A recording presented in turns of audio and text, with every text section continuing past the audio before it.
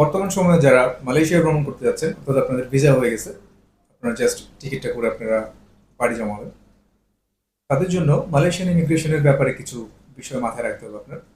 প্রথমত, immigration officer আপনার কাছ থেকে চাইবে রিটার্ন টিকিট। অবশ্যই আপনার রিটার্ন টিকিট থাকতে হবে। ঢাকা কুয়ালালামপুর হোক অথবা অন্য কোনো ডেস্টিনেশন হোক, অবশ্যই ঢাকায় রিটার্ন টিকিট থাকতে হবে। এটা ছাড়া আপনাকে কোনোভাবে তারা অ্যাজ এ ট্রাভেলার হিসেবে আপনাকে কনসিডার করবে না। সেকেন্ড হলো, আপনার কনফার্ম হোটেল বুকিং থাকতে হবে। এই কনফার্ম হোটেল বুকিং আগে আমরা জাস্ট কনফার্মেশনটা নিয়ে হোটেলে গিয়ে আমরা পেমেন্ট করতে পারতাম। বাট ইদানিং দেখা যাচ্ছে কিছু কিছু ইমিগ্রেশন অফিসার ওনারা পেইড একটা ভাউচার দেখতে চান। এই ভাউচার যেটা আপনি পেমেন্ট করেছেন, মানে অলরেডি পেইড হোটেল বুকিং যেটা বলি আমরা, সেটা দেখতে চান।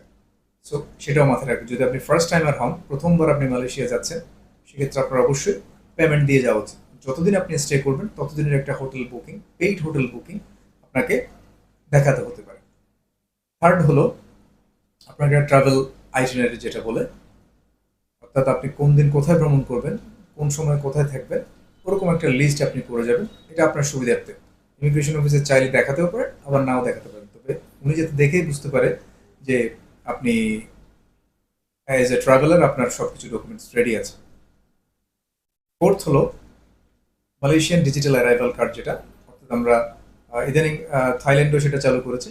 আপনার যাওয়ার 3 দিন আগে থেকে সেটা ফিল আপ করার সুযোগ পাবেন। সো ওখানে আপনার ফ্লাইট নাম্বার থেকে শুরু করে আপনার হোটেল স্টে, আপনি কোন দিন ব্যাক করবেন, সব ডকুমেন্টস আপনার উল্লেখ থাকবে, সব ডিটেলস আপনার থাকবে। আপনার পাসপোর্ট নাম্বার, আপনার ভিসা নাম্বার, সব কিছুই আপনার উল্লেখ থাকবে সেখানে। তো আপনি যখনই ইমিগ্রেশন অফিসারের সামনে যাবেন, উনি যাতে দেখতে পারে যে আপনি এটা ফিল আপ করেছেন। যদি ফিল আপ না করেন, তাহলে আপনার লাইন চেঞ্জ করে আবার আপনাকে পিছনে ঘুরে আপনার প্রথম থেকে শুরু করতে হবে। সো এই হ্যাসেলটার জন্য আপনাকে আগে থেকে এনডিএসি কার্ডটা ফিল আপ করে যেতে হবে। ফিফথ, যেটা সবচেয়ে ইম্পর্টেন্ট, আপনি কখনো নার্ভাস হতে পারবেন না। ইমিগ্রেশন অফিসার আপনাকে দেখা মাত্র যাতে বুঝতে পারে আপনি as a confident, as a traveller আপনার সব কিছু ডকুমেন্টস ওকে আছে। আপনি যদি এয়ার কন্ডিশন একটা এয়ারপোর্টে যদি আপনি ঘেমে যান, সেটা অন্যদিকে আপনাকে ডাইভার্ট করার চিন্তা হতে পারে। ইমিগ্রেশন অফিসার তখন আপনাকে বলতে পারে আপনি অমুকের সাথে ওই রুমে চলে যান, ওই রুম থেকে আপনি ক্লিয়ারেন্স নিয়ে আসেন। সো এই বিষয়গুলো যাতে না হয়, আপনাকে কনফিডেন্ট থাকতে হবে।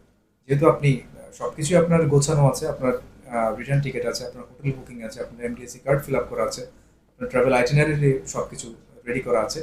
আপনার নার্ভাস হওয়ার কোনো প্রয়োজন নেই। আপনি as a confident man, as a confident traveller, আপনি ওনাকে ফেস করবেন। উনি যেভাবে প্রশ্ন করবেন সেভাবে উত্তর দেবেন। আগ বাড়িয়ে কিছু বলার প্রয়োজন নেই। আপনাকে যতটুকু প্রশ্ন করা হবে আপনি ততটুকুই উত্তর দেবেন। এবং আপনাকে জিজ্ঞেস করতে পারে আপনি কি করেন, আপনার অমুক ব্যবসা কি আছে, ওটার ডকুমেন্টস দেখতে চাইতে পারে। সেই ডকুমেন্টসগুলো যদি আপনার সাথে থাকে, তাহলে আরও প্লাস পয়েন্ট আপনার জন্য। আপনার ট্রেড লাইসেন্স সাথে থাকলো, আপনার অফিসের এনওসি সাথে থাকলো, আপনার ব্যাংক স্টেটমেন্ট সাথে থাকলো, আপনার একটা ভিজিটিং কার্ড সাথে থাকলো, অথবা আপনি চাকরি করলে অফিসের একটা আইডি কার্ড সাথে থাকলো। সবগুলো যখন আপনার কাছ থেকে পাবে, যদি তারা চায়, 100% যখন ওকে পাবে, you are welcome to visit Malaysia, ওটা বলে আপনাকে ছেড়ে দিবে। বাট এই জিনিসগুলো আপনাকে সবসময় ক্যারি করতে হবে। যেহেতু বাংলাদেশিদের জন্য প্রায় সব জায়গায় একটু হ্যাসেল হচ্ছে, সেটা আপনার মাথায় রাখবেন।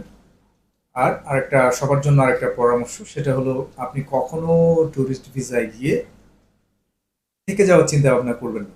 এটা আপনি একার জন্য, পুরো বাংলাদেশের যে যারা ট্রাভেলার আছে, যারা রিয়েল ট্রাভেলার আছে, তাদের কিন্তু হ্যাসেল